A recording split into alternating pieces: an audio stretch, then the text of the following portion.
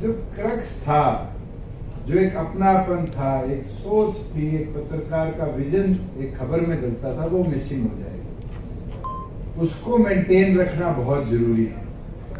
और कई बार देखने को मिला है कि रीसेंट न्यूज आर्टिकल्स जो आते हैं वो एक स्टैटिक न्यूज के तौर पे छपते हैं।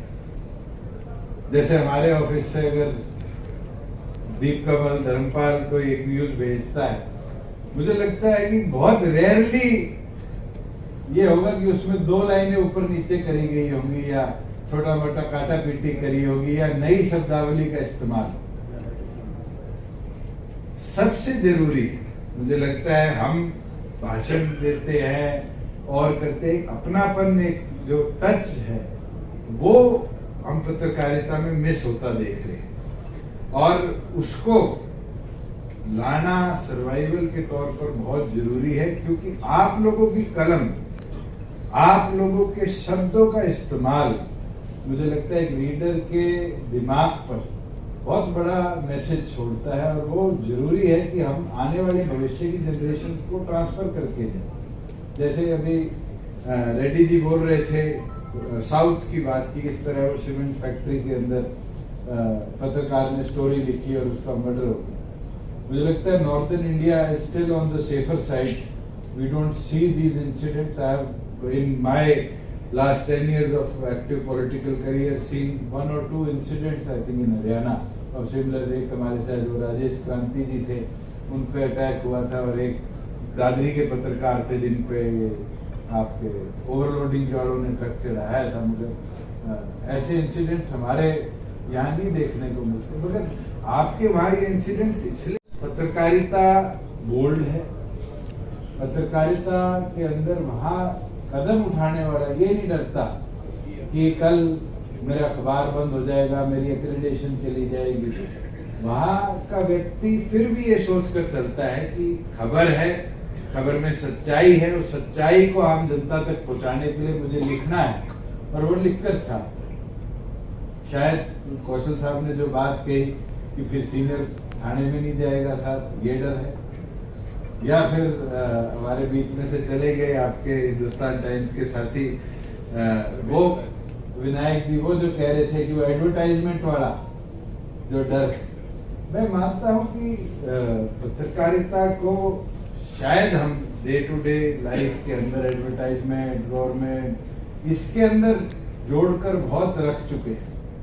थोड़ा सा इससे ऊपर भी उठना पड़ेगा। There has to be a transparency which is required. और मुझे लगता है कि अगर हम दे पाएंगे तभी जाके, अब मुझे मास्टर्स करने का मौका मिला मास जर्नलिज्म के अंदर, और मास कम्युनिकेशन का जब मैं कोर्स पढ़ रहा था, तो ये सारे किस्से, किस तरह अखबार शुरू हुआ, कैसे कैसे उसमें डेवलपमेंट आई, रेडियो हो, टेलीविजन हो, इनकी इंटरनेशनल यूनियन बनी, कॉन्क्लेव हुई, कैसे कैसे उसमें बदलाव आए, ये सारा तो हिस्टोरिकल डाटा है। मगर आने वाला भविष्य क्या है? जब मैं डॉक्टरेट का सब्जेक्ट चुन रहा था मास कम्युनिकेशन के अंदर, में से पूछा तो पहले मैंने मेरे गाइड को कहा, मैंने पीएचडी करनी है मीडिया लॉ पे, क्योंकि मैंने एलएलएम भी करी हुई है और मास कम्युनिकेशन भी करी हुई है। तो मैंने कहा जॉइंटली मेरे लिए इजी सब्जेक्ट होगा कि मीडिया लॉ के ऊपर पढ़ाई करता हूँ, क्योंकि पॉलिटिशियन को तो 2 ही लोगों से खतरा है, वकील से और पत्रकार से। मगर दोनों के बारे में सीख जाऊंगा तो। मगर उनका सुझाव,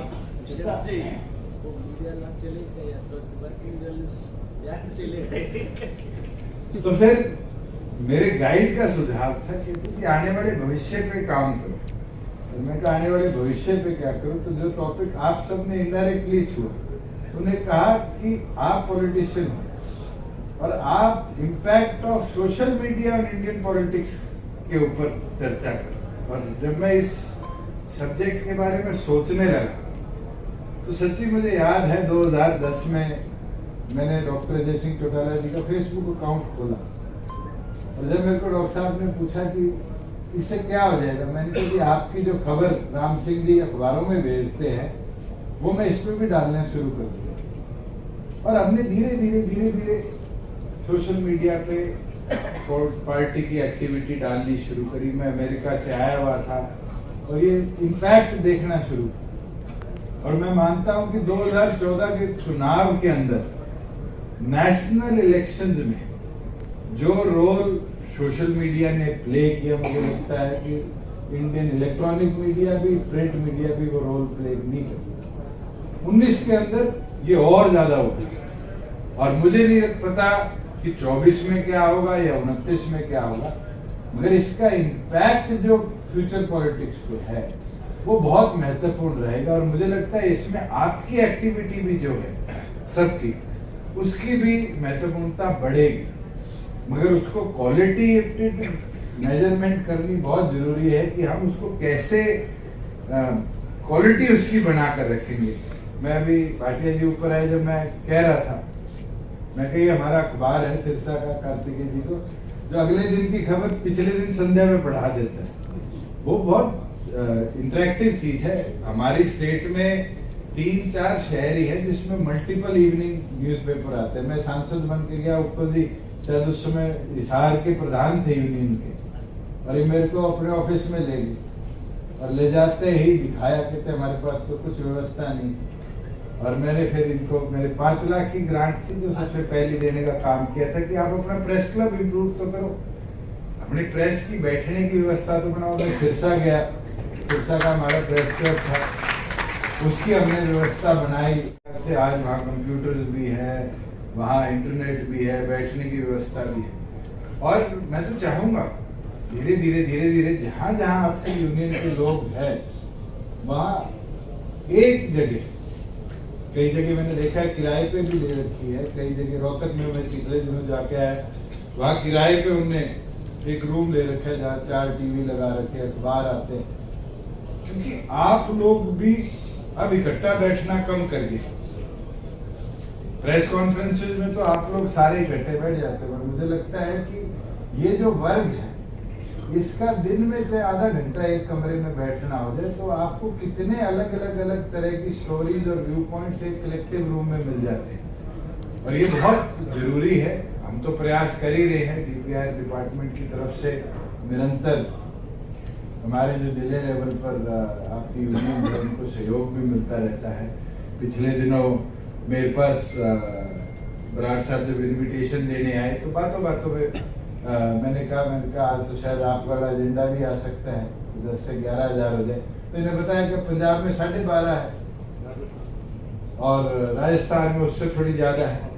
तो मैंने कहा फिर, कहते हमारी उतनी हो जाएगी तो मुझे लगता है पत्रकारों में होगा। और कैबिनेट ने कलेक्टिव 1 मिनट में हाँ भरी और आपकी जो पेंशन थी 10,000 से 15,000, 4-5 इश्यूज और मेरे संज्ञान में आए हैं आज, इनको भी हम कलेक्टिव तौर पर डिस्कस कर इनके ऊपर भी। और ये जो हेल्थ कार्ड वाला है इसको तो हम प्रायोरिटी पे मैं भी टेकअप करूँगा, मेरे संज्ञान में नहीं था कि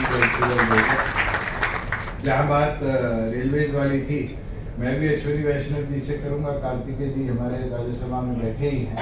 और टोल वाली बात थी, मैं खुशी के साथ कह सकता हूँ हरियाणा सरकार आप पे कोई टोल नहीं लगाती, केंद्र सरकार लगाती है।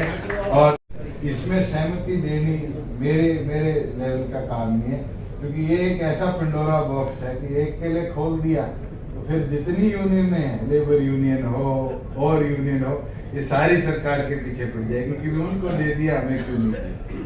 मगर ये इशू है, मैं तो चाहूंगा कार्तिकेय जी कभी 0 आवर में मौका मिले तो एटलीस्ट एज अ जर्नलिस्ट आपकी बात को हाउस में जरूर उठाए और ये बात रखे।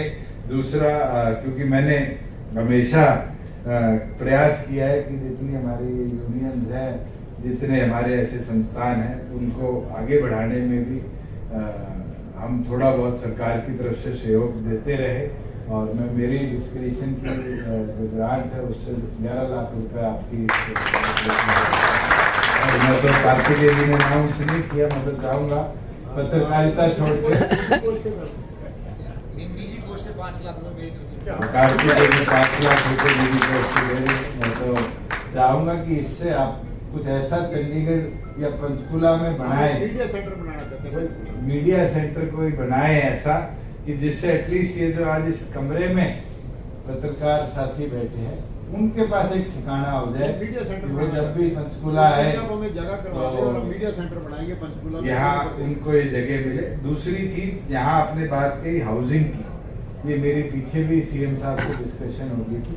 हमने HSVP में 20 ऐसे प्लॉट्स डेजिग्नेट कर दिए हैं जो अब आने वाले दिनों के अंदर हम अलॉट करेंगे अलग अलग वर्गों को, वकीलों को भी, पत्रकारों को भी, जजेस को भी, अधिकारियों को भी।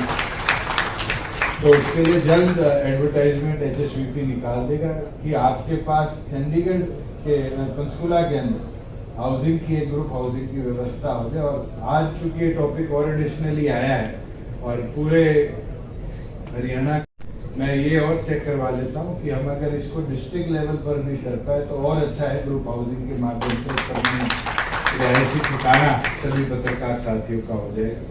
दोबारा आप सबका मैं आभार प्रकट करता हूँ, धन्यवाद करता हूँ। यही उम्मीद करूंगा कि आप पत्रकारिता को साफ ईमानदारी के साथ आगे बढ़ाने का निरंतर काम करेंगे। बहुत बहुत धन्यवाद।